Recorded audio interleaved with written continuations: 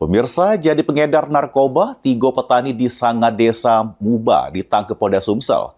Dari penangkapan ini, polisi menyita barang bukti narkoba jenis sabu belasan gram, serta 8 ekor inek yang disingit di jero tanah.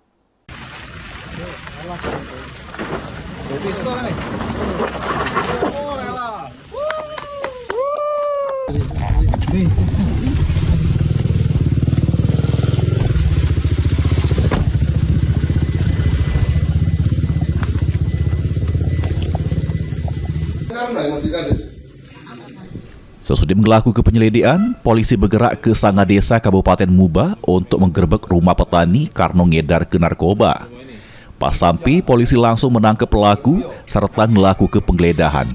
Polisi nemu ke barang bukti sabu sama inek yang disingit di jero tanah. Kamu buka ini, kamu buka. Kamu buka. Bukan aku, Pak. Buka.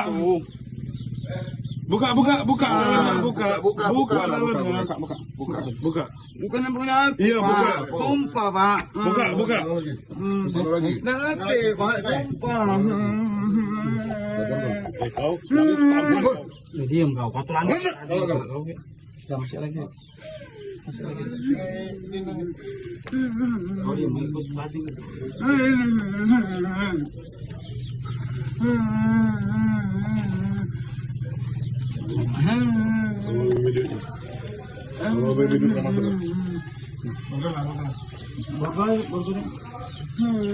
Mamru panggil.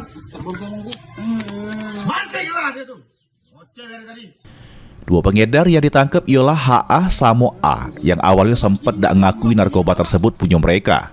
Kemudian, polisi juga menangkap sikok pelaku lain berinisial E yang memasok narkoba pada keduanya. Awas semur ini, awas semur. Awas semur ini. Somor ini. Dah ganti itu, Pak. Dah ganti. Demi Allah udah ganti. Ya, sudah. Sudah ada apa? Udah ganti bukan ya pakai tangan gini. Ketinggalan lah. Pelan. Ini inek. Inek ini. Inek ini. Mau ke dalam itu. Inek ini. Ini nyimpen di dalam itu. Cek lagi. Tidak perlu nak kau ngomong. Buka tuh. Mana lagi? Cerita lah. Mau bantu. Yo, indahnya Pak Bukan. Demi Allah. Video. Lagi sini. Nah.